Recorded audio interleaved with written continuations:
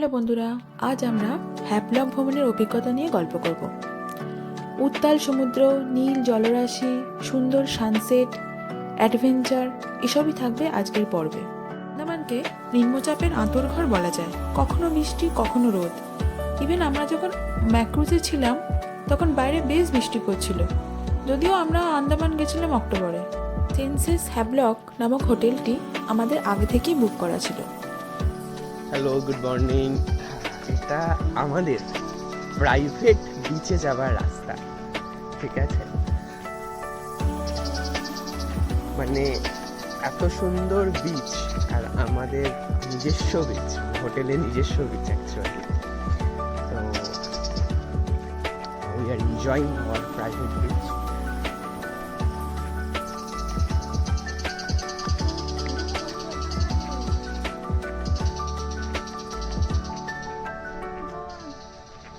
ঢেউ আছে, ঢেউ আছে।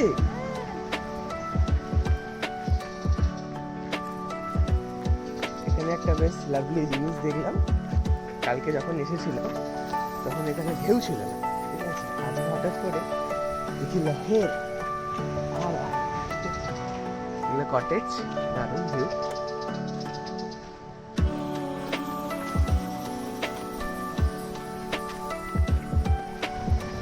Now, this is our private beach. It's too awesome.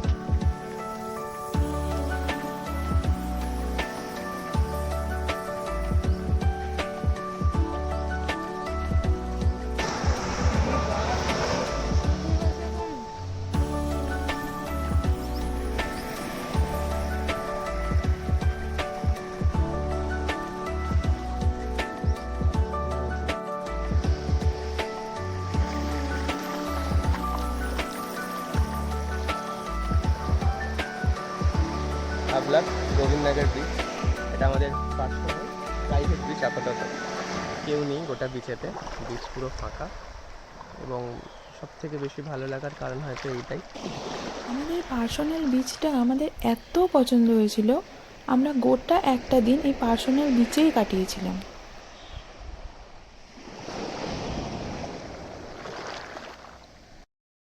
Gobindanagar beach in Havelock. কালারটা অন্যরকম লাগছে, সত্যি একটা ব্যাপক ভিউ লাগছে, ঠিক আছে? হাই।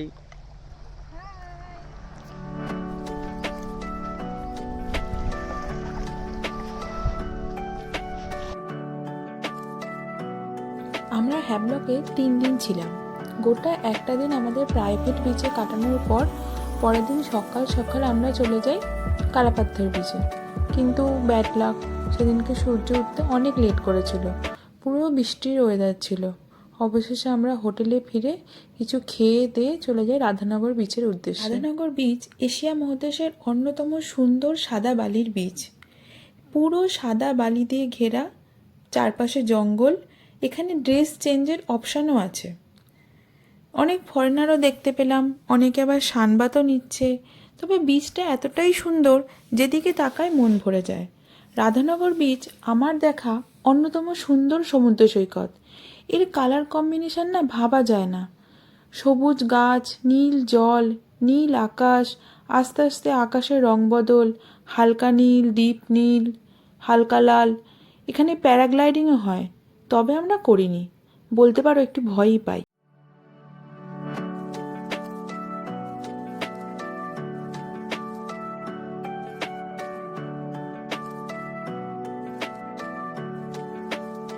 দেখো আস্তে আস্তে কি সুন্দর সূর্যাস্ত হচ্ছে, এত ভালো লাগছিল বসে বসে শুধু তাকিয়ে থাকতে, কি বলবো।